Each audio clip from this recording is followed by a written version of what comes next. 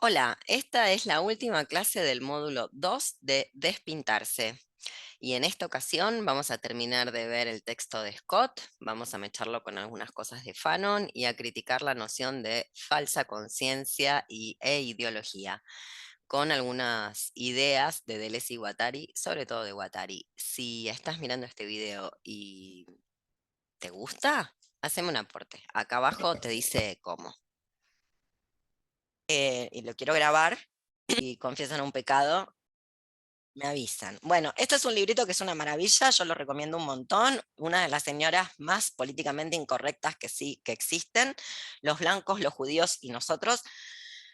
No la doy más en clase porque ya di clases y bueno, en fin, miran el video y se enteran. No es que es perfecta ni maravillosa, ni mucho menos, pero es muy, muy interesante y me parece que tiene algunas claves para este enigma de las personas que eh, no estamos racializadas, por decirlo de algún modo, o que sí están racializadas otras personas, o esta cuestión del mestizaje, porque ella es de Algeria y es blanca, ahora pero es musulmana y hace su vida en Francia, así que vamos a la cuestión. Lo mejor del libro es que escribe muy bien y la verdad es que a mí la gente que escribe muy bien, que escribe muy bien o que hace muy bien su disciplina, siempre me llena de placer, que es lo mejor que tiene este libro, que es una maravilla leerlo por lo que está escrito. Pero en un capítulo que se llama Fusilen a Sartre, ella dice lo siguiente, que se los quería traer, pensaba terminar este módulo con una cita que ella trae acá, que dice: si yo fuese juzgada por mi crimen, no actuaría como si estuviese ofendida a mi virtud, pero alegaría circunstancias atenuantes. Yo no soy del todo blanca, yo estoy blanqueada. Estoy ahí porque he sido vomitada por la historia, porque los blancos, con mayúscula lo pone, estaban en mi casa y siguen estando ahí. ¿Qué es lo que soy? Una indígena de la República. Soy, ante todo, una víctima. Perdí mi humanidad en 1492 y luego en 1830, que es el año del inicio de la conquista y colonización francesa de Algeria. Y me paso toda la vida reconquistándola. No todos los periodos son igual de no todos los periodos son de igual crudeza en lo que a mí respecta, pero mi sufrimiento es infinito. Después de haber visto descender sobre mí la ferocidad blanca, sé que nunca jamás hallaré de nuevo. Sé que nunca jamás me hallaré de nuevo. Mi integridad está perdida, por mí misma y por la humanidad eternamente. Soy una bastarda y no tengo más que una conciencia que despierta mis recuerdos de 1492. Una memoria transmitida de generación en generación que resiste a la industria del engaño. Gracias a ella sé, con la seguridad de la fe y una intensa alegría, que los indios, lo pone entre comillas, eran los gentiles, también lo pone entre comillas. Es verdad. Mi bomba protege mis intereses de indígena aristócrata, pero de hecho no soy más que su beneficiaria accidental y no su principal destinataria. Lejos de ello, ni mucho menos, mis padres inmigrados. Estoy en el más bajo estrato de los beneficios. Sobre mí están los beneficiarios blancos, el pueblo blanco, propietario de Francia, proletarios, funcionarios, clases medias. Mis opresores. Son ellos los pequeños accionarios de la vasta empresa de expoliación del mundo. Por encima está la clase de grandes propietarios, los capitalistas, los grandes financieros que supieron negociar con las clases subalternas blancas a cambio de su complicidad, un mejor reparto de riquezas del gigantesco hold-up y la participación bien delimitada en el proceso de decisión política al que orgullosamente se llama democracia. Mis conciudadanos blancos creen en la democracia, tienen intereses para creer en ella y es por eso que es una divinidad entre ellos. No obstante, su conciencia está arrugada y busca más comodidad. Dormir en paz es algo esencial y aún mejor es despertarse con orgullo por el genio propio.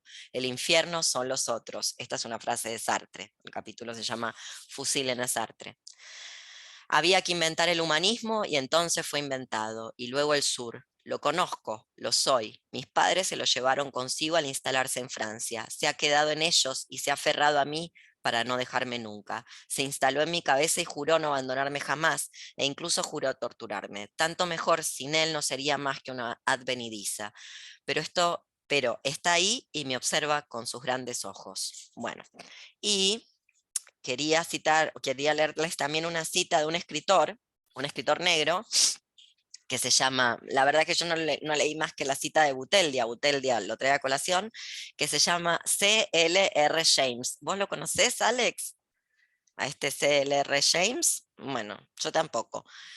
Dice así, me parece muy interesante la propuesta de James que trae a colación Buteldia en el capítulo que se llama Ustedes los blancos.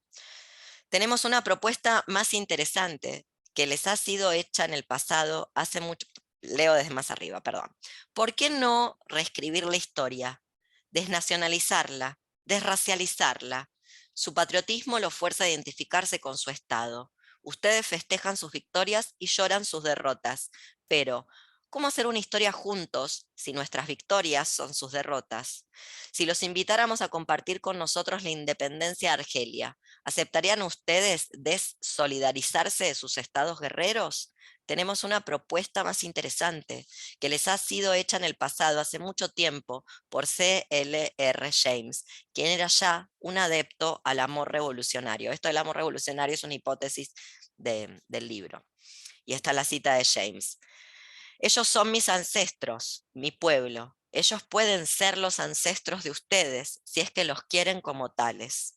James les ofrece como memoria a sus antepasados negros que se levantaron contra ustedes y al liberarse ellos, se liberaron ustedes mismos. Él dice, en síntesis, cambien de panteón. Es así que haremos historia y un futuro juntos. Eso suena por lo menos mejor que aquello de nuestros antepasados los galos. ¿No les parece? Me hace acordar al presidente, al verte diciendo que bajamos de barcos. Bueno, en fin, les quería traer esto porque este módulo, y saben de dónde sale el nombre, ¿no? De este módulo, ¿lo fueron a indagar o no? ¿No? ¿Sí? ¿Más o menos? De un músico, de Woody Guthrie. Esperen que les traigo el libro y se los muestro, que escribió una novela. Me olvidé de buscarla para mostrárselas.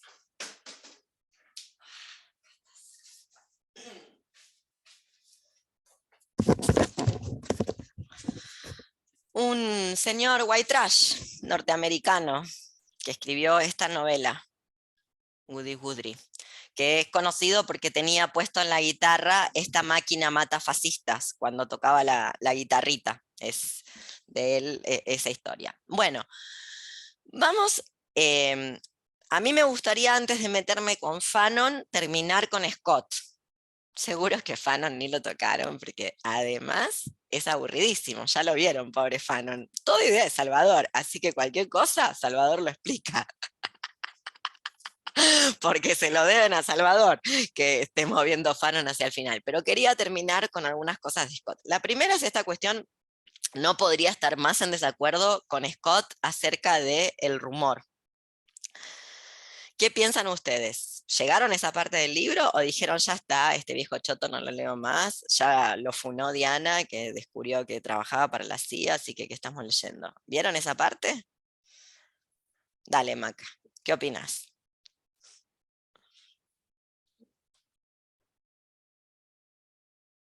Y abre el micrófono, Maca. Hable. ¿Se me escucha? Sí, ahora sí. Me generó algo distinto leerlo esta vez con la información que habíamos dado en el último taller, o sea que algunas personas aportaron, como que no podía evitar pensar que estaba siendo funcional al Estado. Y me parece que subestimaba, en el sentido del punto específico del rumor, como que subestimaba la potencia de sembrado, digamos, o sea, como la arena que eso puede poner en la máquina. A ver, explícame mejor. ¿A qué te referís? Ay, Él tengo lo todos, presenta como una de las armas de los subalternos, o sea, una de las sí, armas de los oprimidos es el rumor. No sí. obstante, muéstrenme un ejemplo de donde ese rumor, de hecho no presenta ejemplos en el libro, porque prácticamente no los hay, porque ¿qué rumor ha afectado alguna vez a la hegemonía? Por eso yo sostengo, el poder no esconde nada, no tiene necesidad de esconder nada. Ujú. Por lo que luego vamos a ver de Guattari. Pero a ver qué dice Maca. Como que él lo presenta diferenciado del chisme, Ujú. diciendo que que como que el rumor no afecta necesariamente a nadie y que demuestra más las inhabilidades o las ineptitudes de quienes lo transmiten. ¿Y qué más? O ¿Y sea, qué no dice? sé, Sí. no sé si es una potencia política en sí misma respecto de esto que vos decís de que no cambia nada la matriz de poder, pero sí es una manera de gestionar, yo supongo, por los subordinados, la impotencia. Es, él no lo dice así, pero a mí me parece que es una manera de hacer catarsis, de abrir la válvula de la olla a presión para que nada cambie. Y luego el chisme, que él lo separa del rumor, creo que a veces no es tan sencillo encontrar el lugar donde es rumor y donde es chisme. Y no le veo, como le ve él, la potencia subalterna, ya sea para descomprimir, ya sea para hacer catarsis o ya sea para tumbar alguna hegemonía. De hecho, las hegemonías funcionan con el run run detrás del rumor y del chisme y nada los modifica. De hecho, me parece que, dada la lo vamos a entender más cuando veamos ese apunte, cuando explique ese apunte que les mandé por el WhatsApp. Me parece que tanto rumor como chisme, que insisto, en los papeles y en la práctica luego es muy difícil determinar cuál es uno y cuál es el otro, no ha hecho más que perjudicar a las minorías. Entendiendo las minorías, ya lo saben, lo vuelvo a decir, la minoría no es un número, la minoría no es una identidad, la minoría es una distancia con respecto a las prácticas de la hegemonía. Es a las minorías a las que afecta el chisme y el rumor, no a la hegemonía. La hegemonía funciona con el chisme detrás, no le hace mella. Por lo menos esa es mi opinión. Como no sé de dónde saca Scott que alguien podría perder una elección por el chisme, o que alguien, no sé, nunca lo he visto funcionar de esa manera, como, sí, a ver Belén, que levantó la manito virtual. Gracias. Tengo dos cosas que decir, quizás me extiendo un poco, porque se me Dale. vino a la cabeza primero el punto, James Scott trabajó con la CIA. En Chile, en los 80, corría mucho el rumor en todas partes, en particular en el sur de Chile, de que los mormones, estos que andaban de par en par, yendo a predicar casa a casa, en verdad eran una herramienta del Departamento de Estado de allá para hacer construir hegemonía cultural, o cierta hegemonía cultural. Bueno, eso Pero era una es un rumor, eso es una verdad. O sea, sí, pero también, o sea, se me olvidó el tema como de la vigilancia. Bueno, es una verdad incomprobable y los mormones siguen ahí y nadie le ha dicho nada ni le ha levantado una investigación. Todo el mundo acá en Chile te puede decir si eso se sabe, por supuesto, pero ¿y qué más? ¿Y qué más? Si los mormones viven en sus unidades Te saludan, eclesiásticas, en sus te saludan. familias, no se juntan. Claro. ¿Sabes por qué van de a Entonces, dos? ah, Van por o la sea, calle de van a de a dos y dos te saludan. porque hay un gringo y un latino, po, ¿Pero por qué van de a siempre. dos? Porque se vigilan entre ellos. Ah, wow. Sí, esa es la, es así. Los elders se llaman. Van de a Los dos porque elves. se vigilan Sí, entre ellos. No vaya a ser que alguien se ya, tiente y haga comete un pecado. Los mormones son claro. la secta más racista que existe. Los negros no llegan al cielo. Si los negros son buenos, cuando llegan al cielo, al morir, Dios los convierte en blancos para dejarlos entrar. Está escrito así en el texto del buen mormón. Me tomé el trabajo de leer esa basura para contarles este tipo de cosas. Y para que ustedes no lo tengan que padecer, yo me Gracias. sacrifiqué y leí esa mierda. Sí, así que ya sabes, No Ale, sabes lo que te lo iba a salir, agradezco, no, pero porque si te ni portás en bien, pedo leo esa mierda. te convierten en blanca. Así que, perdón, ¿qué dijiste? No te escuché nada. Que no sabes lo que te lo ¿Vale? agradezco, porque ni en pedo leo esa mierda. No sabes lo que es el libro del buen mormón. Es basura. Basura. Tuve un compañero en mis épocas de profesora de inglés, tuve un compañero mormón gringo y nada, cosas muy racistas podía llegar a enseñar en inglés, como decir half-breed. en vez de decir mixed race. Mm. En vez de decir mestizo, decía media raza. Australiano, ¿no? Un lujo, un lujito. Y ahí me puse a investigar hace muchos años y estaba esto de que los negros no van al cielo, Dios los hace blancos si se portan bien, así que ya saben. Ujú. Eso es mi primer punto. Y mi segundo punto, y aquí es donde yo quizá, porque yo concuerdo contigo respecto de que efectivamente el rumor a que más afecta es a las minorías. Tú puedes levantar un rumor sobre alguien hegemónico y no le va a tocar, no lo va a tocar. Puede ser que lo altere un poquito, le da ansiedad, qué sé yo, pero Hasta no, no incluso va a con la su evidencia en la caída, no. mano, ni siquiera un rumor, podés presentar la evidencia. ¿Entendés? Voy a dar un Así ejemplo es. pavote que nada afecta a nadie, pero ¿vieron esa, entre comillas, cantante que anda por ahí argentina llamada María Becerra, que a mí me parece horrendo lo que hace, desagradable? El otro día alguien en TikTok, una profesora de música, se tomó el trabajo de demostrar algo que una siente, pero no lo puede mostrar, que canta mal. Que canta mal, que canta muy mal. Se tomó el trabajo, se tomó la molestia de mostrar cómo desafina, cómo desentona, cómo se va de nota, cómo nasaliza, un desastre, o sea, cómo necesita clase de canto, o sea, básicamente. Y ahí está, de gira por España, así, levantándola en pala. No la mueve, porque Sony ha decidido que esa va a ser la representación de la música, no sé cómo decirle esa música, a nivel internacional. Bueno, y ahí está. Entonces, que venga la señora profesora de música digo, a veces es con la evidencia en la mano, presentando pruebas y no se lo mueve.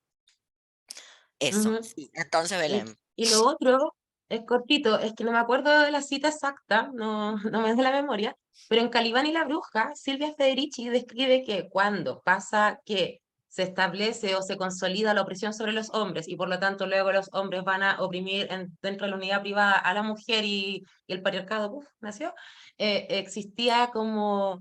Antes de ese momento, la palabra gossip, que se puede traducir tanto como rumor o chisme en inglés, significaba algo así como dos mujeres charlando en la puerta de una casa.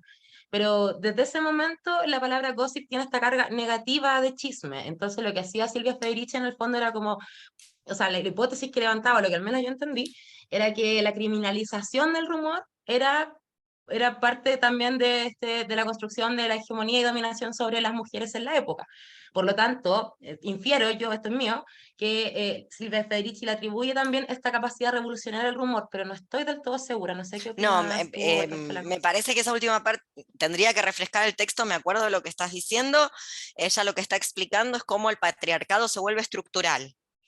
O sea, cómo el patriarcado se convierte en una estructura, ya en una cuestión individual o asistemática, y se convierte en una cuestión estructural. Y para eso tuvo que circular el rumor, o sea, tuvo que circular el rumor sobre ciertas conductas, que eran las conductas que tenían todas las mujeres y las disidencias sexuales, porque no eran solo mujeres, eso es lo que Silvia Federici nunca, la adenda que nunca le ha hecho al libro, que eso lo van a ver en otro libro, se llama...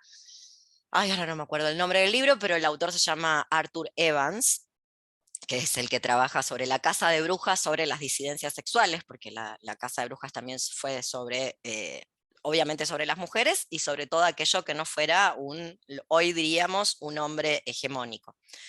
Entonces, lo primero que empezó a circular, no sé si lo primero en número, pero así en orden de importancia, es el rumor sobre las mujeres que tenían un cierto conocimiento de que podían dañar con ese conocimiento, cuando ese daño no era un daño producido ex profeso, sino que era, bueno, lo que podía ocurrir. Doy un ejemplo.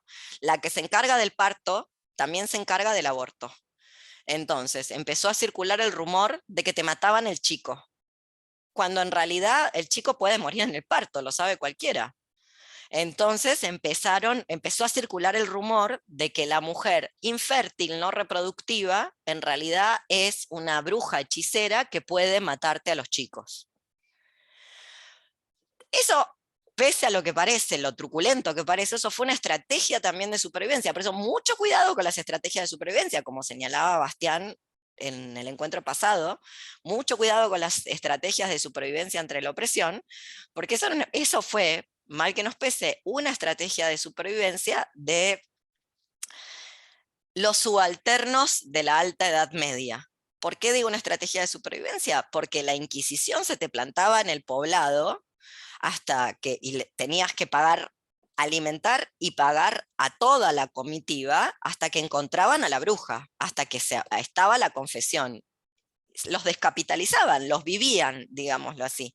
Entonces, finalmente fue el poblado mismo el que se encargó de decir, bueno, antes de que venga la Inquisición, yo me encargo de esto, así no tenemos que tener durante meses a esta gente que come y vive como si fuera un palacio, cuando acá somos todos campesinos, y nos deshacemos y aprovecharon y se deshacen de la persona molesta. A punta de rumor, a punta de acusaciones que fueron acusaciones inexistentes en muchos casos. Inexistentes en el sentido de que, bueno, sí, se murió un bebé en un parto, que es algo que puede ocurrir. No es que te lo mató la bruja para hacerte una hechicería. Entonces, está muy bien lo que trajiste de Silvia Federici, porque ha habido una resemantización y una resignificación de ciertas prácticas, como por ejemplo las mujeres conversando entre ellas. Y nuevamente en el caso de la cacería de brujas se empieza a notar cómo ese rumor afecta, por ejemplo, el mal carácter de las mujeres previas a la caza de brujas. Hoy le decimos mal carácter, este era un rasgo de las personas de aquellos tiempos, como todo el mundo sabía cómo cosechar una papa y cómo cultivarla, o cómo atender un parto de un animal. No era algo que no se sabía, era como la cultura, había una cultura popular y había un conocimiento de la cultura popular. Entonces, mi observación contra Scott es que yo no sé de dónde él saca que las hegemonías se resienten a punta de lo que dice el pueblo, que luego el pueblo, en pos muchas veces de protegerse de un daño, genera chisme para evitar, como en el caso de la Edad Media, lo que vos traes de la Baja Edad Media, o sea, la segunda parte de la Edad Media, cuando ya está la Inquisición instalada y funcionando, empieza a generar una circulación o sea, para la Inquisición bastaba con la acusación, con que alguien acusara, que alguien dijera, Belén es bruja, eso era suficiente para que fueras culpable. Y luego, si tu mal carácter eran dos malas contestaciones, que también tenía que ver, eso de la mala contestación tiene que ver con el proferir injurias, blasfemar, mandar a cagar a la gente, contestar mal, porque se empieza a castigar, hasta el día de la fecha estamos ahí, formas de mendicidad, de ir a pedir dinero, pedir comida, etcétera, etcétera. Es mucho más largo el tema, lo estoy reduciendo, lo estoy diciendo muy sucintamente para defender esto de que yo no sé de dónde saca Scott, número uno, que el chisme resiente la hegemonía, cuando a mí me parece lo contrario.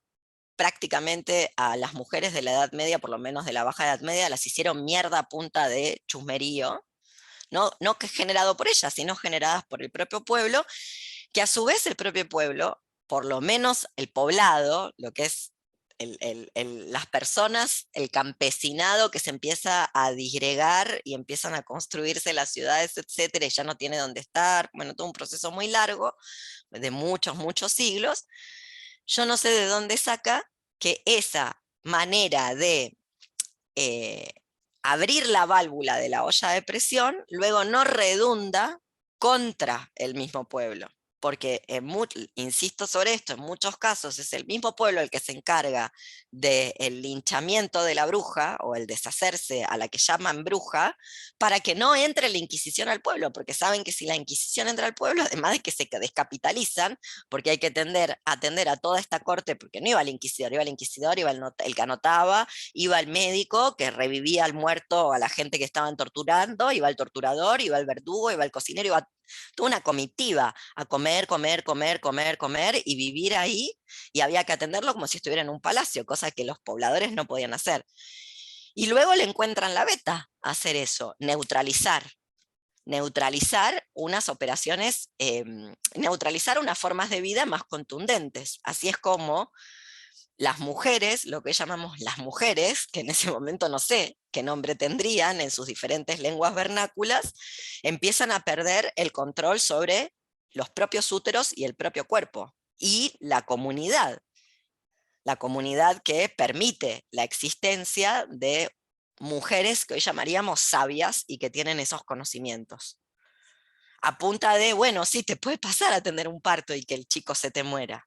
Y luego comienza el rumor de que lo mató, de que es bruja, etcétera, etcétera, y de paso te sacás de encima a una persona que es comunitariamente molesta. ¿Y qué quiere decir comunitariamente molesta? Comunitariamente molesta quiere decir que es una persona que no piensa como la hegemonía, básicamente. Entonces ahí es donde Scott se le nota lo patriarcal, se le pasa lo patriarcal, porque el chisme y el rumor siempre ha afectado específicamente a las mujeres y a las minorías sexuales. Justamente. No a la hegemonía. A la hegemonía le importa nada. La hegemonía le puso en Chile, ¿cómo se llama la Casa de Gobierno de Chile? La moneda. No tiene necesidad de esconder qué hace. Ujú.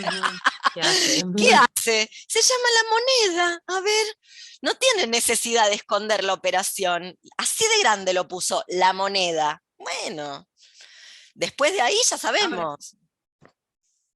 Una última cosa Sí. antes que se me escape. Igual en los últimos años, con esto de la ola feminista reciente y tal, se ha reivindicado la potencia del rumor en varios círculos, sobre todo en cuanto a scratches o funas, como le decimos acá, que posibilita la protección de la mujer, socializar entre ciertos círculos, como control comunitario de malas conductas o malas prácticas, mediante el rumor. Pero también ahora, atendiendo a lo que estás diciendo, es demasiado fácil que se devuelva. O sea, una tira un rumor, después otro tira un rumor y así, y que está desacreditado. Además, porque lanzar rumores es como mal visto socialmente.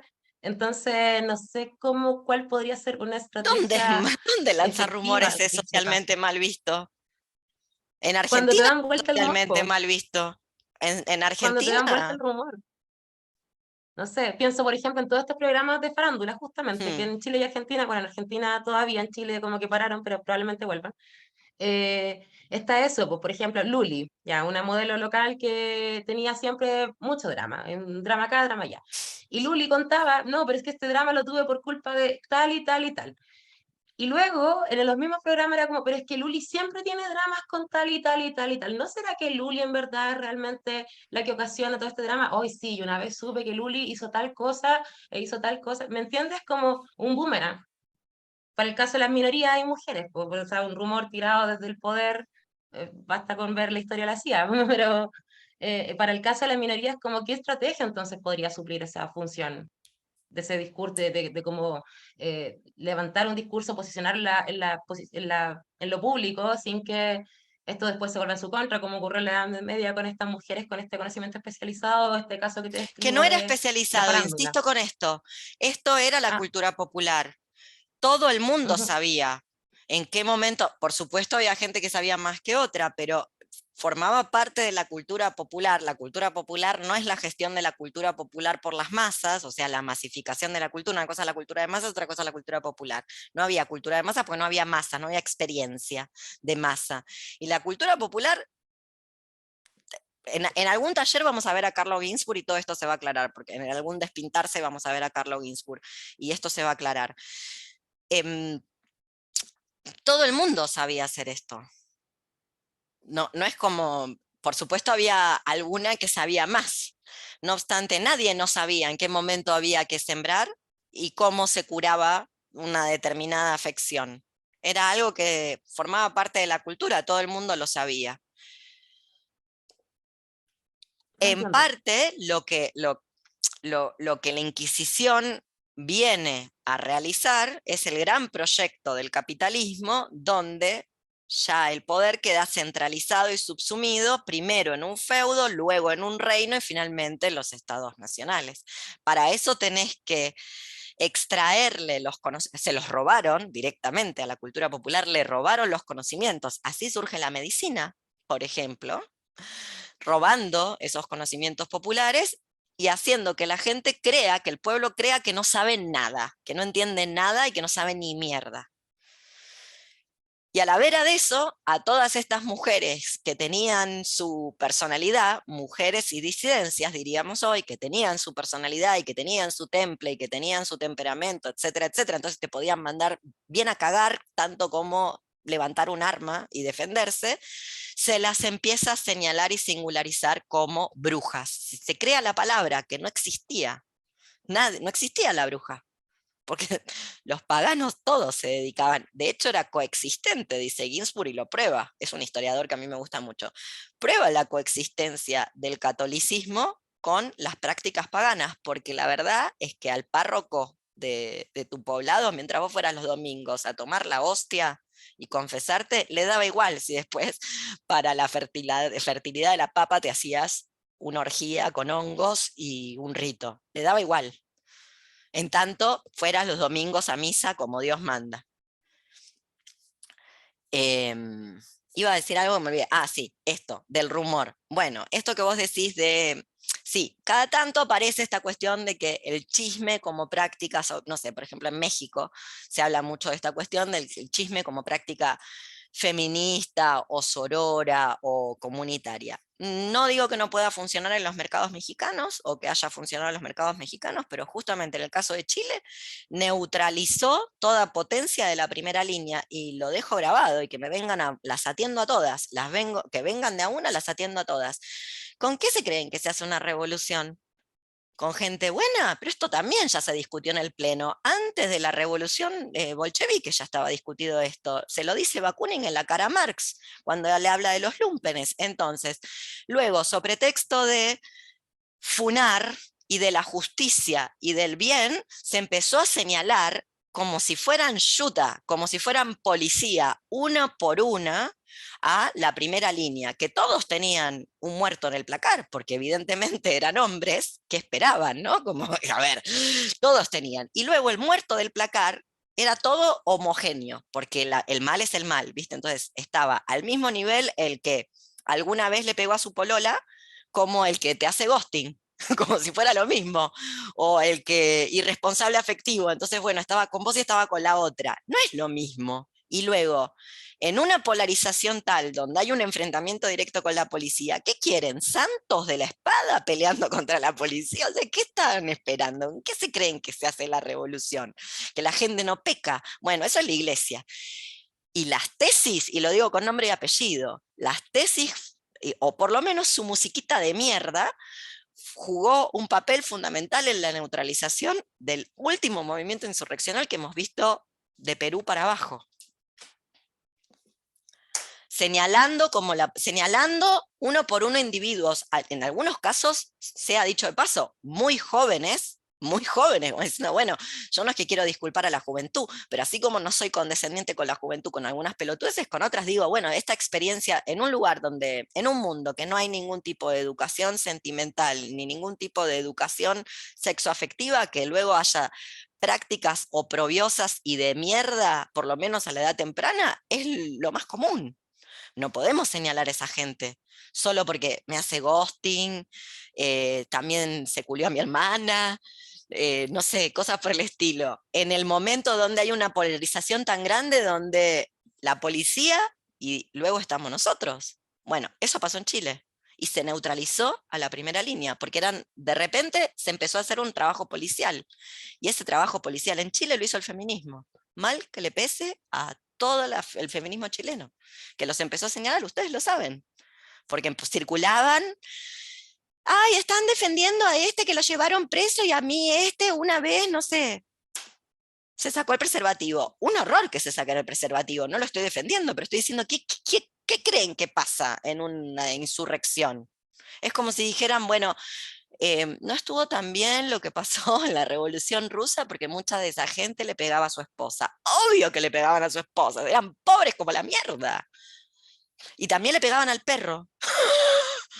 Lo sabemos. No porque ahora me van a sacar de contexto y van a decir, ay, está diciendo esto clasista, sino como digo, en un contexto de extrema miseria, de extrema opresión. Es como, ¿qué pasa en la cárcel? Lo que pasa en la cárcel pasa porque están en la cárcel. Si no están en la cárcel, no pasa. Entonces después se sacan la madre y se hacen cagar, porque ¿qué pensás que puede pasar si pones a 40 personas en un lugar de 2x2? lo mismo que pasa con los animales, se hacen mierda. Bueno, pero eso no es porque la gente es mala per se y hay que señalarla y sacarla como una manzana podrida. Ahí vivimos, ese lugar, ese engranaje hay que detenerlo, y la manera de detenerlo era seguir para adelante con la insurrección, no frenarla, producto de quienes estaban llevando adelante el proceso insurreccional no contaban con un ethos lo suficientemente puro de nunca haber pecado. Ya se sabía que esa gente, y que toda la gente, de las pocas cosas buenas que dijo Sartre, además de que el infierno son los otros, cuando le preguntaron cómo era él, le dijo como todo el mundo, 50% víctima, 50% victimario, ya se sabe. Es como si se quisiera que los procesos revolucionarios solo los llevara adelante gente que nunca hizo nada mal.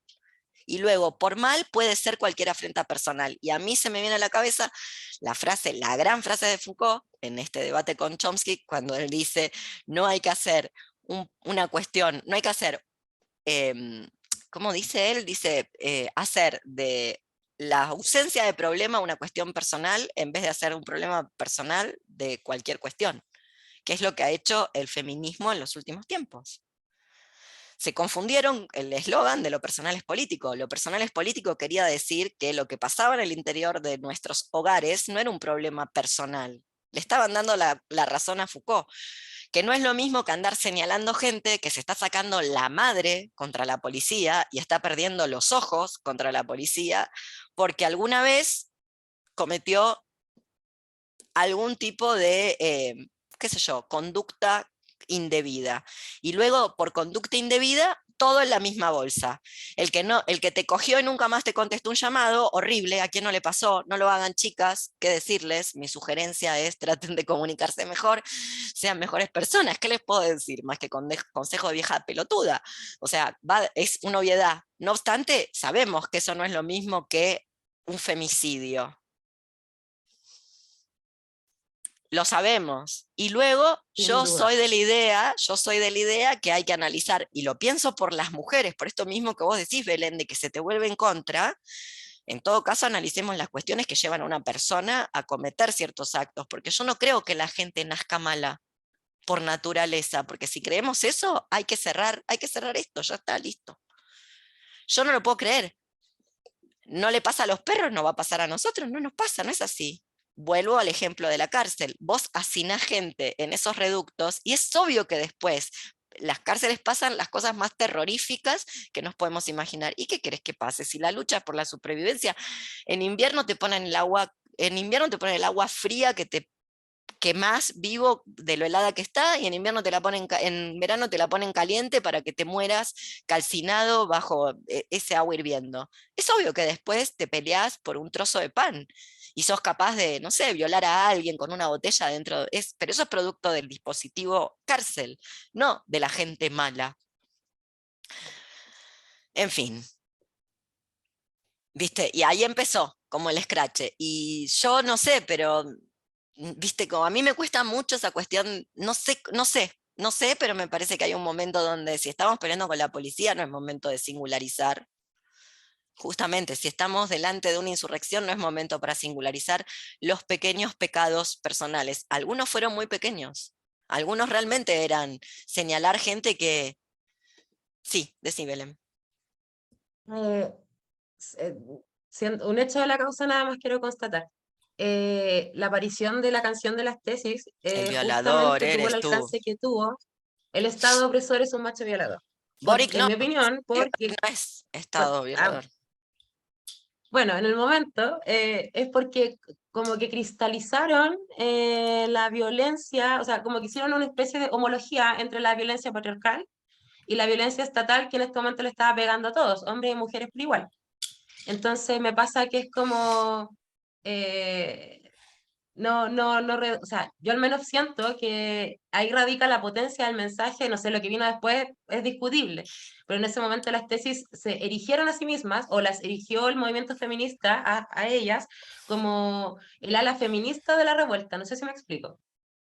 Y Pero por la eso fue feminista éxito. de la revuelta era primera línea. La primera línea también había mujeres, que no eran las tesis. Las tesis hicieron un negocio. Esa es la realidad. Y lo hicieron un negocio y sí, hicieron un negocio en un momento donde había gente que la estaba masacrando. No que no la estén masacrando ahora. En ese momento te pones a hacer un negocio con una canción. Bueno, y luego se ve que nunca abrazaron la complejidad. Y voy a citar a las feministas.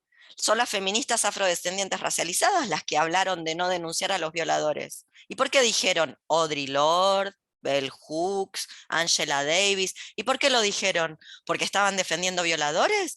No, porque porque el aparato represivo del Estado y la cárcel luego mete presos también a sus hijos por robar manzanas. Y ellas lo saben.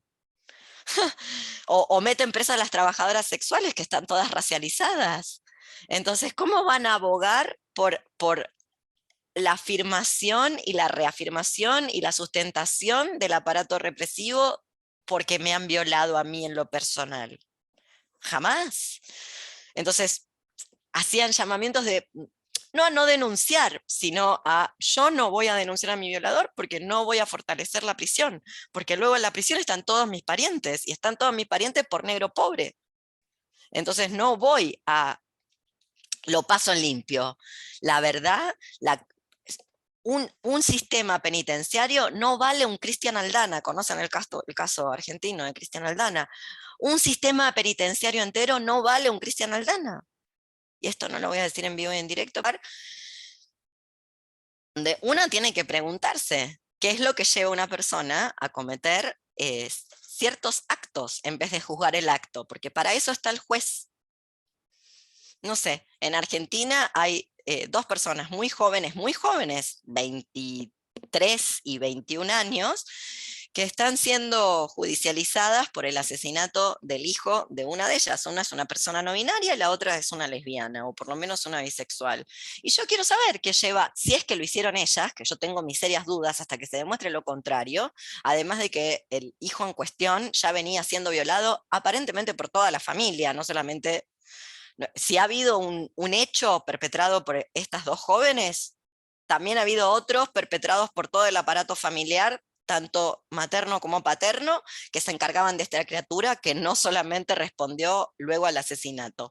Pero si lo realizaron ellas, yo quiero saber qué condiciones llevaron a dos personas a realizar ese acto, porque yo me niego a creer, es como un acto de fe, si quieren. Yo no puedo creer que una chica lesbiana, bisexual, y otra chica o chique no binario, un día se levantaron y dijeron, vamos a hacer cagar al pibe, porque sí, porque son malas. Hay un mundo que te lleva a eso. Como, si no, hay que entregar todo, hay buenos, malos y viva Dios. Y se nace bueno o malo por naturaleza. Entonces hay que tener cuidado que esos argumentos no se vuelvan en contra. No hablaron nunca con una persona presa. Las cárceles están llenas de mujeres que se defendieron de sus hijos. Lleno de mujeres que tuvieron que matar a sus hijos para defenderse ellas. Entonces, tengo mis recaudos. No te estoy contrariando, Belén. Sigo con tu línea de pensamiento y el gato empuja la computadora. Mucho que pensar. Gracias por este repaso, digámoslo así. Mucho que pensar. Yo tampoco estoy casada categóricamente con nada. Hermoso gato. Sí, quiere entrar ahí, no entra, no es tan grande. Materia. Yo creo que, o sea, la verdad es muy polémico, es muy difícil y me amparo en estas grandes personalidades para que no me lleven a mi puesta, por eso la cito a Audre Lorde, la cito a Davis, donde muchas mujeres, sobre todo las afrodescendientes racializadas, no denunciaron a sus violadores justamente porque el sistema penitenciario luego se lleva puestas a sus familias íntegras y ellas lo saben. Entonces, ¿de qué sirve esa suerte de venganza mediada, que le decimos justicia, para que luego termine, si sabemos que luego está ahí toda tu familia por pobre y por negra? O sea, no tiene ningún sentido, no tiene el más mínimo sentido. Y luego ya parecería que así como la gente cree que la gente se divide en buena y mala, la gente, no sé, ignorase, ¿no saben que la gente miente? ¿Que la gente tiene rencor y resentimiento? ¿Nunca les pasó nunca mintieron ustedes? ¿Nunca circularon algo falso, posta? Entonces, viste como, justo ahora lo tenés que decir y hacer ese papel de policía, de singularizar a quienes, porque posta circularon nombres y apellidos en el momento donde sabemos que la Yuta estaba vigilándolo todo en Chile.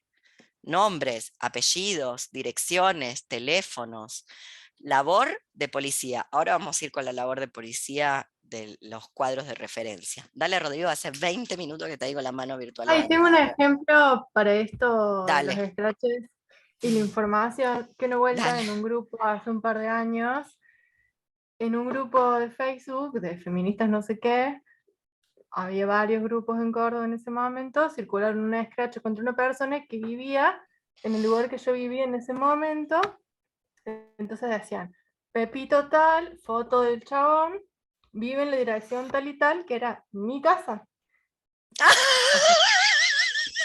Te denunciaron a vos, Sofía. Me denunciaron a mí. Me denunciaron a mí. Bueno, una amiga escribió para decir, che, no es la casa, no vive más el chabón, borren esa info, pero a ese nivel. Argentina tiene una suicidada por el feminismo en Resistencia Chaco. Conocen el caso, ¿no? ¿No? Luz No, se yo no. llamaba. Antes de la pandemia. Luz fue señalada y denunciada y perseguida. Estamos hablando de una lesbiana de, creo que tenía 26 años, o sea, menos de 30, para mí, que ya soy vieja, una persona muy joven. Por lo que hoy llamaríamos irresponsabilidad afectiva o toxicidad. Básicamente una chica joven de novia siendo tóxica, que para mí es el dispositivo pareja, el dispositivo amor romántico y el mundo mismo. Luz se hizo cargo de todo aquello que se le achacaba con una firme intención de modificarse y de modificar lo que había hecho. Quiero decir que nunca cometió un crimen, un ilícito, no levantó la mano, no violó, no pegó, no hizo nada. Fue una tóxica en el peor de los casos. ¿Bien? El gato de nuevo. La persiguieron, fueron a hablar, las feministas fueron a hablar a su trabajo con su patrón para que la echara, le impidieron ir a cuanto espacio público, social, feminista hubiese. Le hicieron la vida imposible, en una palabra, por algo que, no sé, como frente a las cosas terribles no me parece terrible. No quisiera tener una novia como Luz, no obstante comprendo comprendo las diferencias, intento abrazar esa complejidad porque es el precio que se abona por la lucidez, comprender que no es todo igual. Luz finalmente se suicidó y se suicidó por la persecución, no podía vivir. Para quienes no conocen, Chaco y Formosa son las dos provincias más pobres de la Argentina. Yo hace muchos años que no visito Resistencia, muchos son como 20, ya hace 20 años que la Argentina hace 20 años, no la Argentina de hoy, vos veías por las calles de la capital, Resistencia, no pueblo adentro, veías gente con cuadros de desnutrición extrema caminando por la calle como si fuera un contexto de guerra. Ahí denunciaron a una lesbiana de menos de 30 años por ser tóxica en una relación de pareja, sin haberle pegado a nadie, sin haber violado a nadie. Bueno, ¿qué quieren que les diga? Yo no voy a estar nunca a favor de eso. Y una cosa es hacer un comentario en una red social y otra cosa es una sistematización de la persecución. El rumor lleva a eso, o el chisme. Para mí no hay mucha diferencia entre uno y otro. Dale, Rodrigo, ahora sí. Estás oscuro, ahí en la noche llegó. Sí, tengo que prender una luz. Yo voy a prender Primero la que luz. todo, Sí.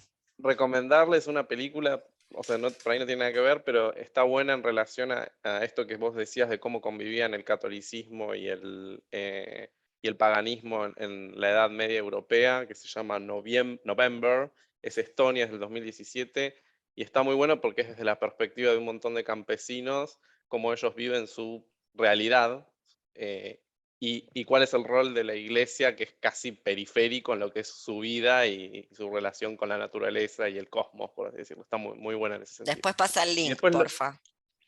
Dale. Y después lo otro en relación a lo que es el chisme de Scott, me da gracia porque me hizo pensar también, yo soy pura película, en Bastardo sin Gloria de Quentin Tarantino, la escena inicial donde el coronel Landa, el nazi, se pone súper contento cuando va a preguntarle al granjero sobre sus vecinos judíos y el tipo le dice, y mirá, lo único que tengo son rumores.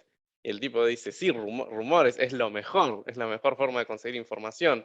Y lo pienso porque dentro de lo que es la metodología antropológica, los mismos manuales de etnografía, te hablan, te describen cómo trabajar con el rumor. Hay como toda una metodología de trabajo alrededor del rumor que no tiene que ver ni siquiera con el contenido mismo del rumor. A vos te puede chupar un huevo, que es lo que está en el contenido, pero con todo lo que respecta a los sentidos y las circulaciones, hay todas metodologías de cuadros de poder entender, bueno, ese rumor que está circulando, quiénes lo dicen y por qué lo dicen, entonces podés empezar a encontrar relaciones entre las personas, armar redes, es como, de cierta forma, Scott me da hasta la sensación de que diciendo, digan más rumores, es como que está diciendo, háganme mi trabajo más fácil, esa sensación, por así decirlo. Perfectamente puede ir por ahí, y como vos bien sabés, hay otra línea antropológica. Por ejemplo, en el otro módulo estamos viendo Cultura y Verdad de Renato Rosaldo, y Renato Rosaldo le pone el cascabel al gato y coloca a los antropólogos en el mismo lugar,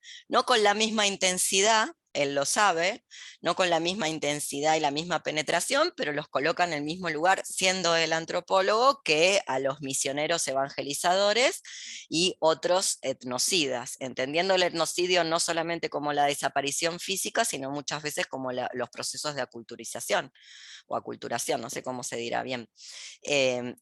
Con esto, ¿qué te quiero decir? Los antropólogos ya deberían saber qué son la yuta. Por muy buenas que estén sus ideas, están más cerca de ser la policía o un misionero evangélico, un mormón, que un agente de la liberación. Y eso algunos antropólogos, por eso cito a Renato Rosaldo, saben que, pero todos, o sea, el mismísimo Class 3, porque en el momento que vos llegás a los Yanomami con los regalos, para que los Yanomamis te presten atención, porque si vos no tenés nada para ofrecer, ellos culturalmente, si no tenés nada para ofrecer, no te hablan, porque así es su cultura, entonces no dan si no hay. Cada vez que vos llevás, estás produciendo, aunque sea mínimamente, una transformación en aquel campo que luego te dignas a investigar, lo estás transformando, solo con tu presencia. Entonces, viste, hay parte de la antropología que se hace cargo y hay parte que no. Y hablando de rumores, voy a circular mi rumor con evidencia del señor Fanon, para que vean cómo circula el rumor. Esto podría ser leído por una persona poco avesada, una persona que no duda, una persona que cree que hay buenos y que hay malos, y entonces este libro, que por tedioso que sea, es un gran libro, y no está envejeciendo tan bien, producto de que psiquiatra es psiquiatra y que ese dispositivo siempre te lleva a premisas complicadas. No obstante, es un gran libro, yo siempre lo enseño, o sea, lo doy para leer porque me parece un gran libro. Fanon me parece un grosso. No obstante, miren lo que dice Fanon. Página 156 de mi edición, nota 44. Claro, la gente no lee las notas, entonces no se enteró de lo que dice Fanon en la nota 44. Fanon dice lo siguiente: mencionemos rápidamente que está hablando de la Martinica, que es el lugar donde él nació y donde él ha vivido. Mencionemos rápidamente que no hemos tenido la ocasión de constatar la presencia manifiesta de homosexualidad en Martinica. ¿Cómo? ¿Cómo? ¿Franz?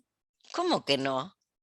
O sea, no, es hetero, no habrás sido vos, no la habrás visto vos. Homosexuales hay en todas partes del mundo, siempre ha habido y siempre habrá, con otros nombres, otras prácticas, otra cultura. Empeora, paren.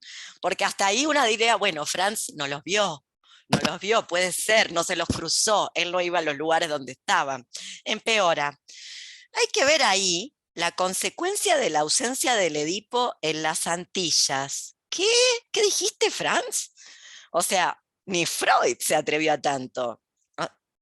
Como que no tenían papá, No tenía, lo que me está diciendo Franz acá es que como no había papá, no había una presencia fuerte masculina, se hicieron putos. Esto está diciendo, empeora, empeora. Ya se conoce, en efecto, el esquema de la homosexualidad. Claro, si hay una sexualidad lícita, buena, verdadera, que es la que tiene Franz y todos los heterosexuales, y que los homosexuales, sean blancos, sean negros, no tienen porque son perversos, claro. Eso me está contando Franz. Recordemos de todas formas la existencia de lo que allí donde está esa gente, se llama, entre comillas, hombres vestidos de señora o, entre comillas, mi comadre. O sea, sí había. Entonces sí había, claro, se llaman así. ¿Qué dirá en francés? No tengo idea, pero bueno, porque lo estoy leyendo en castellano. La mayor parte del tiempo visten una chaqueta y una falda, pero estamos convencidos de que tienen una vida sexual normal. Lo dijo, una vida sexual normal. Bueno, encajan un golpe como cualquier mozo y no son insensibles a los encantos femeninos. Franz, por favor, qué vergüenza, ya existía Jeanette. Te pido por favor, Franz. Bueno, a los encantos femeninos, a las vendedoras de pescado, de legumbres. Por contra, en Europa hemos encontrado algunos compañeros que se han vuelto homosexuales, siempre pasivos, pero no se trataba de homosexualidad neurótica, es para ellos una salida como para otros hacerse chulo, es decir, que se hacían coger por plata. Un horror, ¿qué quieren que les diga? Esto es un horror. Entonces vos agarrás a Frantz Fanon por esta cita número 44 y decís quememos el libro, por homofóbico. Y luego de acá podés decir cosas peores. Todos los afrodescendientes racializados de la Martinica, que son todos racializados, porque no hay afrodescendientes como los argentinos blancos, sino que acá son todos racializados, son todos homofóbicos. Entonces quememos esta isla, porque en Francia esto no pasa, porque es el país de la libertad y el matrimonio igualitario ahí, que esa es la tesis de Bouteldia. Por eso Bouteldia odia, habla de homo-nacionalismo y homo-racialismo. Justamente, bueno, a mí no me parece, a mí me parece que hay que tomar lo que Fanon trajo y hay que discutir con Fanon esta pelotudez que para mí es propia de agarrar el aparato PSI y trabajar con él. Vos trabajás con el aparato PSI y excepto que trabajes para romperlo, como partirlo al medio, terminás hablando de sexualidad normal, de gente vestida de señora, que igual ama los encantos femeninos, como le mostraría mi axila, Fanon, para que vea mis encantos femeninos, qué sé yo, no sé, y un largo etcétera. Pero bueno, también tengo otro comentario acerca de, bueno, en fin, cómo lee a las mujeres Fanon, que es despreciable, no todo el tiempo, pero en un momento vos decís, no, Franz, por favor, te pido, lo voy a leer, página 155, digo porque en esta cultura de la cancelación y en esta cultura del scratch, en esta cultura de no hay rasgos epocales, no hay estructuras para analizar, las cosas son el bien y el mal, los buenos, los malos, y nada en el medio, luego puede caer cualquiera, puede caer el mismísimo Frantz Fanon, que fue a ponerle el cascabel al gato acerca de los complejos de inferioridad. ¿Qué complejo de inferioridad de 8 cuartos? Se llama opresión racial, se llama colonialismo, eso que hablan de complejo de inferioridad. No existe el complejo de inferioridad, no existe el indio vago, se llama ser Winca, ocupar un lugar, como la canción que pasaba Loreto ayer. ¿Cómo se llama la canción de esa banda de rap chilena? Es buenísima. Nos hicieron indios, sí, es buenísima. ¿Cómo se llama la banda? Lanco, lo pongo en el Después lo chat. pasé en el grupo. Bueno, miren lo que dice Fanon. Un poquito largo, pero bueno, leo la última parte porque a la fase clitoridiana le corresponde un complejo de Edipo activo, aunque según Marie Bonaparte no hay una sucesión, sino una coexistencia de lo activo y de lo pasivo. Ya no se habla más así como está hablando Fanon, o no se debería. Obviamente parece la religión terfanenonita, en el sentido de cuerpo biológico, hembra humana, real y biológica, clítoris, y los varones, pene, y nada en el medio. Fanon no se enteró. Siempre ha habido mujeres con pene, quiero decirlo ya. No es nuevo, no es que nacieron en 1990, ya había, siempre hubo. Bueno, no vamos a creer ese cuento europeo de los derechos humanos de los últimos 20 años, esto ya existía. La desexualización de la agresividad en la niña está menos lograda que en el niño. El clítoris se percibe como un pene pequeño, pero sobrepasando lo concreto, la niña solo retiene la cualidad. Ella aprende la realidad en términos cualitativos. Como en el caso del niño, existirán en ellas pulsiones dirigidas hacia la madre.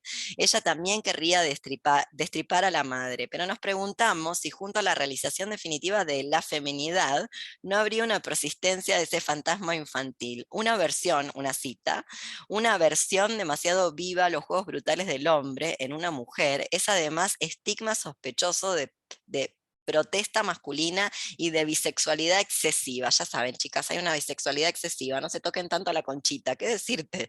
Una mujer así es probable que sea clitoridiana. Nada de la mano en el clítoris, penetración como Dios manda.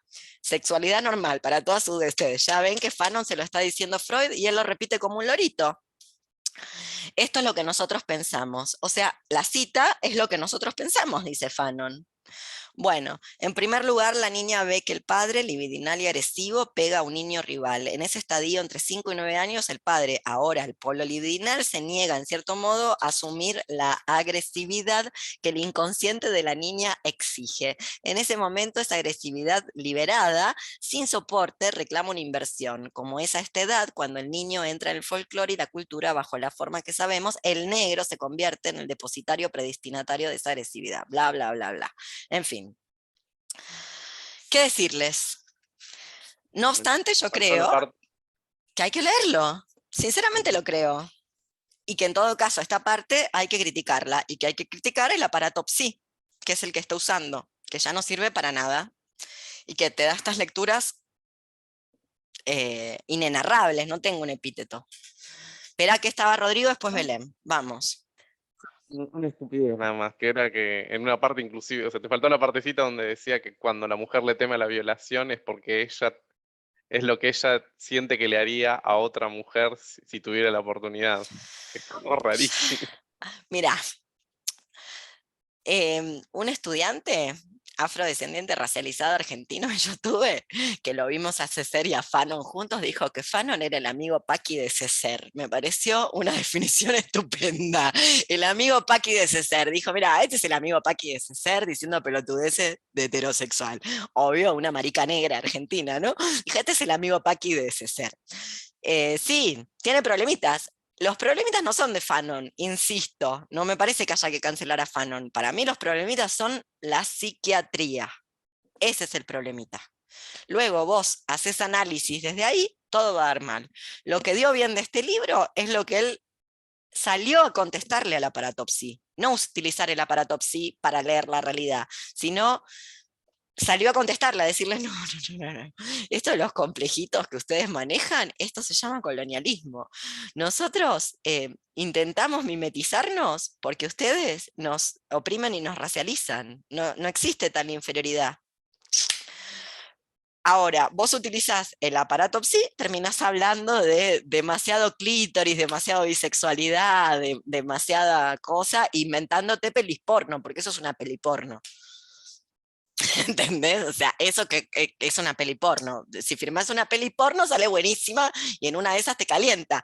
Pero para decirlo, luego convengamos que la psiquiatría es uno de los andamiajes de la justicia en lo penal. Es una de las ciencias auxiliares. Entonces, no es un ensayo con una idea que tuvo un pensador que anda por ahí. Este tipo de cosas luego puede ser utilizadas para condenar a alguien. Ha pasado.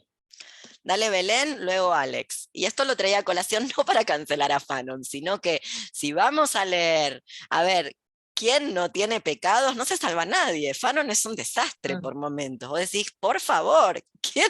Cállate Fanon, ¿qué estás diciendo? Impresentable. Dale Sí, Belén. yo muy cortito, que es en relación con, o sea, de lo que dice ahora de Fanon y estas frases más que cancelables, por supuesto, de donde ya basta de la teleserie freudiana para describir nuestra realidad, porque no es nuestra teleserie, a fin de cuentas, al menos en Latinoamérica. Pero me pasa que lo que tú dices de cómo no por esto vamos a dejar de leer a Fanon, lo conecto con lo que decías del rumor, lo que estábamos hablando en general sobre el rumor y James Scott, que en el fondo es como James Scott entrega justo el libro que quisiéramos leer, justo la teoría como los dominados y el arte de la resistencia, un título súper llamativo para los dominados, es como, wow, este es un manual, lo estoy buscando y tal. Y yo siento que toda literatura o toda literatura que sea como demasiado complaciente con su audiencia da para sospechar. Y bueno, ya sabemos, James Scott y la CIA y tal. Pues, entonces, pienso quizá, o sea, y además veo con preocupación que se va en una dirección hacia la cual no vas a poder publicar nada que no sea políticamente correcto. Entonces vamos a dejar de enfrentar posturas y de crear nuevas ideas a partir de, no sé, dialéctica y tal. Entonces me da un poco de miedo, por ejemplo, qué pasaría con Fanon publicado hoy en día. O sea, Esto está probablemente lo publicado publican y hoy en luego se dan día por una temas. editorial española, europea, universitaria, ACAL. Esto está publicado hoy en día. Solo que no Pero tengo ni idea cómo lo Fanon, reciben. Sinceramente, no tengo ni idea qué hacen con estas citas. Luego pensá en el rumor. Pensá en el rumor y el chisme, operando sobre esto que en realidad no es Fanon, esto es Freud. Y él es psiquiatra. Y acá está el problema de ser psiquiatra. Porque no es todo así. Fanon tiene otros libros que son mejores que este. Este está bueno, esa tesis que yo digo. Otras partes, complicado. Película porno.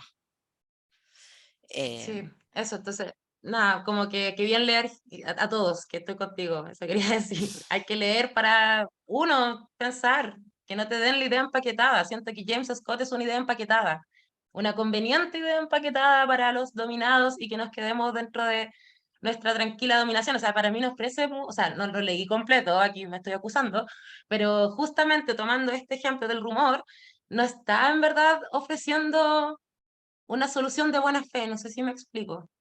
Como que es demasiado bueno para ser verdad. Entiendo. Prefiero a los Fanon con esta cita homofóbica, eso en el fondo. Vamos, Alex. Ahí se oye, sí. Sí. Bueno, como siempre medio me olvidé lo que iba a decir, pero me dejó llevar por la conversación. Con respecto al tema del rumor, ya que Rodrigo hablaba de pelis, yo me acordé de dos pelis que bueno, no sé, habría que volverlas a mirar ahora. Una es Mandalay, me parece súper interesante para ver ahí cómo funciona esto de la opresión y esta idea de que el oprimido busca la opresión, ¿no? La primera parte de esa película es Dogville. Repetí esa parte que me tuve que sacar, el coso me estaba cagando de calor, perdón. El oprimido busca la opresión y... Sí, y la primera parte de esa película, que es filmada con otra actriz, etcétera, pero es del mismo director, Lars von Trier, es Dogville, donde también se ve ahí el funcionamiento del rumor y demás. Sí. Aparece esta idea de hay un negro que me viola, bueno, por parte de una mujer blanca, ¿no? Y después, en cuanto al texto, hay una parte que la detecté como muy cordera, pero es una cita ¿Cordera que Gustavo o Cordera de sí, la hembra del cordero? Cordera el señor. Cordera Gustavo. Sí. Yo quiero decir algo acerca de ese señor. No sé si decirlo grabado o no. No, que ya tenemos un montón. Muy bien. Página 102 cita a Manoni, a quien está criticando, y dice, no pensamos como Manoni, pero lo que dice Manoni suena muy parecido a lo que dijo Cordera.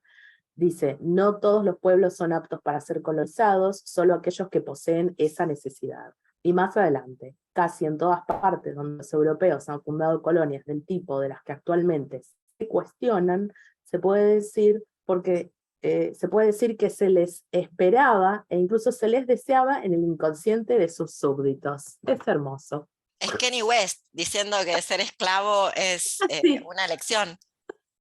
Sí, yo tengo acá en esta parte un qué así con signo. ¿Qué? ¿Qué dijo? Y después Sí. se mete con los gays y la matrimonio igualitaria, con el malgache y todo ese asunto. Si es malgache, lo es porque llega el blanco. El malgache es el homosexual Sí. nativo, digámoslo así, indígena. Si es malgache, lo es porque llega el blanco. Y si en ese momento, dado su historia, se ha visto conducido a plantearse la cuestión de saber si era o no un hombre, es porque se le discutía esa realidad de hombre. Dicho de otro modo, yo empiezo a sufrir por no ser un blanco en la medida en la que el hombre blanco me impone una discriminación, hace de mí un colonizado, me arrebata todo valor, toda originalidad. Me dice que yo parasito el mundo, que tengo que ponerme lo más rápido posible a la altura del mundo blanco, que soy una bestia, bla, bla, bla. Entonces intentaré simplemente hacerme blanco, es decir, obligaré al blanco a reconocer mi humanidad, y ahí empieza esa cita que trae Alex. Sí, que es muy distinto esto que está diciendo él, que afirmar que hay un dispositivo de blanqueamiento occidentalocentrado que tiene que ver con el movimiento LGTBQ y con el feminismo. Es muy distinto. O sea, se pone de a ratos un cachitín homofóbico, misógino. Y a mí me parece al revés, que esos son rasgos de hombre blanco occidentalocentrado. Esa es una máscara blanca para congraciarse, como cuando, tampoco lo voy a grabar, porque este señor Scott. Bueno, ¿cuál es el problema con la ideología? Vamos a partir primero de la idea de falsa conciencia y de conciencia. ¿Qué sabemos de falsa conciencia y de conciencia? ¿Qué sabemos? ¿Alguien sabe algo? ¿Alguna definición marxista, alguna cosa? Como les salga, no importa, para saber qué sabemos, antes de meterme en Guattari y en el apuntecito que les mandé, que es mayormente sacado de cartografías del deseo, no únicamente, pero mayormente. ¿Qué sabemos? Bueno, ¿qué entendieron del texto de Scott? Nada, no llegaron hasta ahí y dijeron, a la mierda con esto, a la mierda con este cuento. Bueno, el primer problema con la falsa conciencia, bueno, vamos a la falsa conciencia, lo voy a explicar como me salga, que hace mucho que no leo a los marxistas. Básicamente la falsa conciencia tiene que ver con un proceso donde una clase social, obviamente la clase social oprimida, la clase social dominada, la clase social subalterna, el proletariado, defiende los intereses de la clase social que lo oprime. El primer problema que presenta esto es entonces que los sujetos tienen es bien Hegel, los sujetos son en sí y para sí y tienen unos intereses propios de su clase social, que por procesos ideológicos, es decir, superestructurales, terminan identificándose con la opresión. Para eso, insisto, el primer problema es creer, primero que hay sujetos tal cual en sí para sí, que hay una clase, en el 2022 esto ya no se puede sostener, en el sentido que ya ni siquiera hay un sujeto fabril tal cual Marx lo pensó en el siglo XIX, porque ya no existen esos modos de producción tal cual Marx los pensó, si es que Marx tenía razón en aquel entonces. Luego suponer que hay intereses, piensen en las derivas de esto, que hay intereses de clase. Nuevamente, por ese camino termina siendo de la religión terfanenonita. Las terfas creen que las mujeres tenemos una realidad biológica que nos aúna. Entonces, independientemente de ningún otro factor, dada mi vulva, yo tengo unos intereses de género similares, no sé, a los de Margaret Thatcher, por ejemplo, y no tengo nada que ver con una señora trans negra como Marsha Johnson, solo porque la señora en vez de vulva tuvo pene, por ejemplo. ¿Bien? Una de las derivas posibles de pensar así el mundo. Es muy problemático ya pensar en términos de falsa conciencia. Luego, la opresión o abrazar la opresión tiene más bien que ver, como bien dije la otra vez al respecto del capítulo de Judith Butler de Mecanismos Psíquicos del Poder, más bien tiene que ver con procesos inconscientes, no con una falta de conciencia o una falsa conciencia que luego en la lucha de clases o en la opresión podría llegar a esa conciencia. Es decir, si consentimos nuestra propia opresión, no es porque no nos damos cuenta, sino más bien porque hay procesos inconscientes, con funcionamientos inconscientes intrapsíquicos del poder. Bien, ahora vamos al apunte. Tengo que mirarlo por escrito, así que no las voy a estar mirando en el Zoom para poder, lo voy a leer un poquito para ir desgranándolo. Lo tienen por ahí, sigan la lectura conmigo.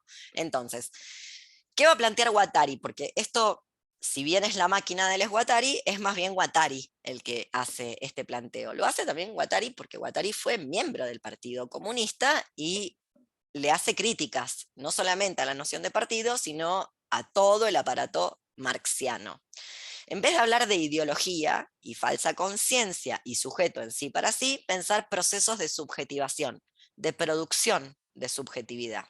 Entonces, lo importante, nos está diciendo Guattari, es que más que esa conciencia, como si fuera una cuestión material a la cual vamos a llegar en nuestros propios intereses de clase, en un mundo que ya está todo mezclado, tiene que ver con una subjetividad.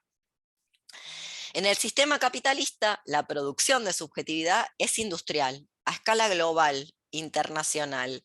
Bueno, quiero un ejemplo, a ver si se les ocurre. Hay uno muy fácil que yo digo siempre, para ver la subjetividad.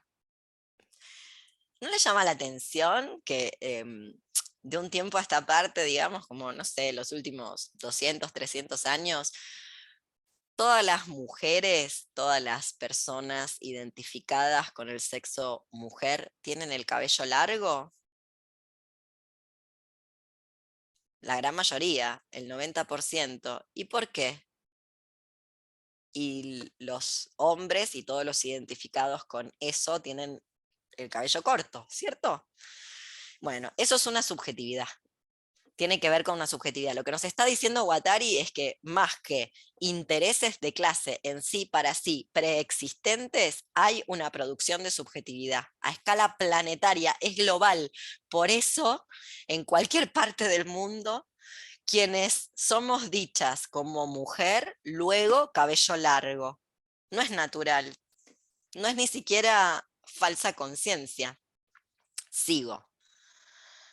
Una inmensa masa productiva de subjetividad industrializada, nivelada a escala mundial, es decir, homogeneizada, nos está queriendo decir, se ha convertido en un dato de base de la formación de las fuerzas colectivas de trabajo y control social. El capitalismo se instala en la producción de subjetividad. Piensan y organizan por nosotros la vida social. Las fuerzas que administran el capitalismo han entendido que la producción de subjetividad es más importante que cualquier otro tipo de producción. Lo que es producido por la subjetividad, la subjetivación capitalística, nos llega por medio del lenguaje, la familia, los equipamientos. Las redes sociales, por ejemplo, el algoritmo. Se trata de conexiones directas entre las máquinas de productividad, de control social y las instancias psíquicas que definen la manera de percibir el mundo. Para fabricar un obrero, nos dice Guattari, no interviene solo la fábrica o la escuela de oficios.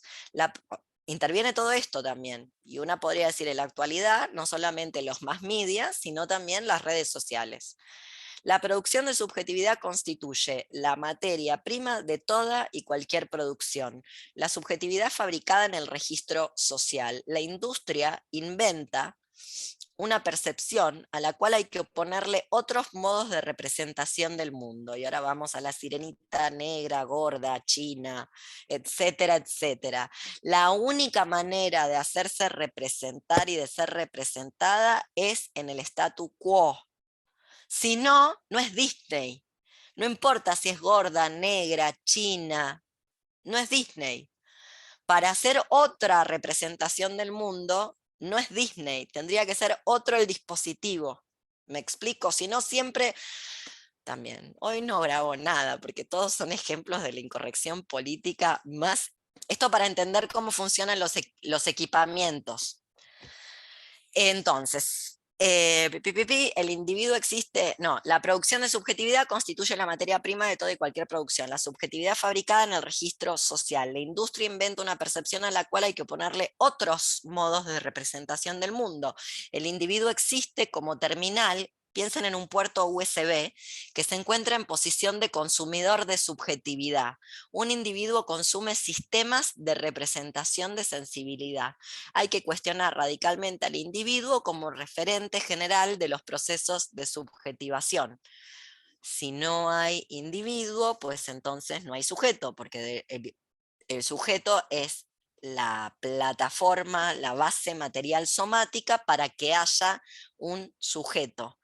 Luego, recordemos, no siempre ha habido individuos. Los individuos es un invento liberal, por ende es un invento colonial, por ende es un invento blanco.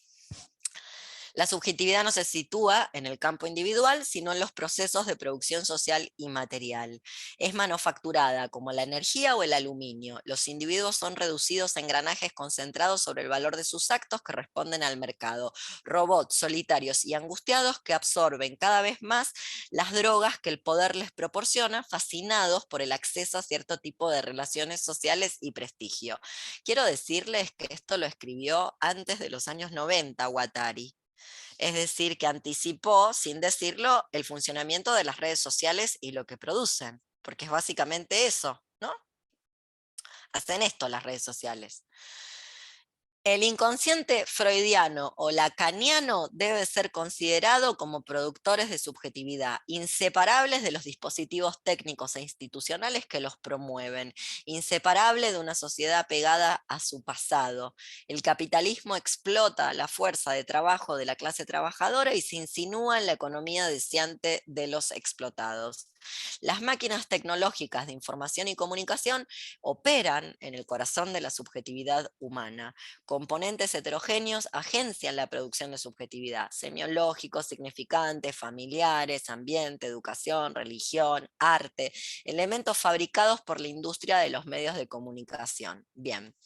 ¿Vieron esa imagen que está dando vueltas, viralizada, de los activistas por el medio ambiente que se metieron en no sé qué museo a tirarle puré? Sí, la paparruchada, le tiraron puré de papa a una obra de Manet. Bueno, es eso. Hace 2 años no había aviones, estaba frenado el tema del avión y del turismo y de los viajes, más que en muy pocos reducidos casos. Por ende, las emisiones de carbono bajaron y los museos estaban cerrados. Esa gente, ya sea o militó activamente la vuelta a la normalidad, o por lo menos no se opuso activamente a ella. ¿Para qué? Para luego poder seguir siendo activistas por el medio ambiente, porque el medio ambiente hace 2 años estaba mejor, no hacía falta. Luego, si vas a hacer un atentado, hacelo. No hagas un atentado merch del bien. Anda con un martillo y rompe el fucking cuadro. Rompele el vidrio y rajale la tela, que se ha hecho. Y de hecho luego salió más caro. Creo que lo hicieron con la Mona Lisa, una cosa así. A principio, no sé, el siglo XX, en algún momento del siglo XX. No, esta pavada que es para que se viralice, ¿qué cosa? ¿Qué es lo que va a pasar? Porque estos pibes hagan eso y luego se peguen con un pegamento al piso. ¿Comprenden el disparate? Bueno, pero ahora vamos, produce una subjetividad, un reconocimiento, etc. ¿Dónde me quedé? Me perdí. ¿El capitalismo explota la fuerza? ¿Eso lo había leído? No. Entonces, sí. Las máquinas tecnológicas, eso ya lo dije, la industria inventa una percepción. Los niveles deseantes están contaminados por el capitalismo. Pareja, individuo, familia, escuela, grupos, prisiones, identidades. Estos son los niveles donde se produce la contaminación. El orden capitalista, bajo todas sus formas, familia, escuela, fábrica, ejército, códigos, discursos, etcétera, continúa sometiendo toda la vida deseante, sexual y afectiva a la dictadura de su organización totalitaria fundada sobre la explotación, la propiedad, el poder, la ganancia, el rendimiento. Nodos, dispositivos, equipamientos. La producción de subjetividad es material, se construye materialmente en el cuerpo. Controlar a la población hasta en sus elementos más tenues, ese es el objetivo. que es esta frase es de Foucault: controlar a la población, el control poblacional hasta en sus elementos más tenues. El orden capitalístico produce los modos de relaciones humanas hasta en sus propias representaciones inconscientes. Los modos en los cuales las personas trabajan, aman, son educadas, hablan, fornican. En vez de pensar la ideología como una identificación de los oprimidos con los opresores. Lo vuelvo a leer. El orden capitalístico produce los modos de relaciones humanas hasta en sus propias representaciones inconscientes, que son los modos en los cuales las personas trabajan, aman, son educadas, hablan, fornican, en vez de pensar la ideología como una identificación de los oprimidos con los opresores. La fuerza de subjetividad capitalística se produce tanto al nivel de los opresores como los oprimidos. El enemigo está también entre nuestros propios aliados, en nosotros mismos, en esa insistente reencarnación de los modelos dominantes que encontramos en nuestras propias actitudes. Todo lo que tenga que ver con eventos extraordinarios como vivir y envejecer no deben perpetuar la armonía en el puesto de trabajo y la relación de dependencia con el Estado y su infantilización. Parece que estuviera hablando de nuestra realidad, de volver a la normalidad. Lo vuelvo a leer porque es impresionante que lo haya dicho tan tempranamente. Todo lo que tenga que ver con eventos extraordinarios como vivir y envejecer, y una podría agregar acá morir, no deben perpetuar, perdón, está mal este perpetuar, no deben perturbar, debería decir, la armonía en el puesto de trabajo y la relación de dependencia con el Estado y su infantilización. Excluir y neutralizar todas las prácticas deseantes que no tengan por efecto reproducir las formas de dominación. Lo vuelvo a leer: excluir y neutralizar. A esto se dedica la subjetivación en el orden capitalístico, del cual es muy difícil de salir o de fugar porque estamos conectadas, muchas veces sin poder no estar conectadas, a estos nodos, equipamientos, dispositivos. El gato me movió la cámara, ya saben. Excluir y neutralizar todas las prácticas deseantes que no tengan por efecto reproducir las formas de dominación. Y vuelvo al ejemplo de mostrarse en redes sociales, independientemente que una la haga por millones de motivos. No tengo nada en contra de eso. Lo que tengo en contra es creer que una está haciendo algo en contra del orden capitalístico, solo porque la sirenita ahora es racializada. En realidad lo que habría que hacer es criticar el cuento de Andersen, porque la verdad es que es una cagada, por bien escrito que esté. Es terrible perder la voz y esa cabellera y una vida estupenda en el mar por un príncipe idiota. Posta. Ese es el problema. Luego, si es blanca, negra, azul, azul marino, flaca o gorda, da igual. Lo que tendríamos que cambiar es la historia de la sirenita. Me van a decir Mulan. Buah, ya. Cagamos la fruta. Claro, sí, porque ¿cómo hicieron de una mongola? No sé cómo lograron de una mongola un ser de luz. Un ser de luz mongol. Buah, en fin, sigo. No hay garantías de que en cualquier momento no cederemos a una política burocrática o de prestigio, una interpretación paranoica o una complicidad inconsciente con los valores establecidos, casi que se lo está diciendo a Fanon. Una interiorización de represión, microfascismo, aquel que se instaura en el seno de las máquinas deseantes.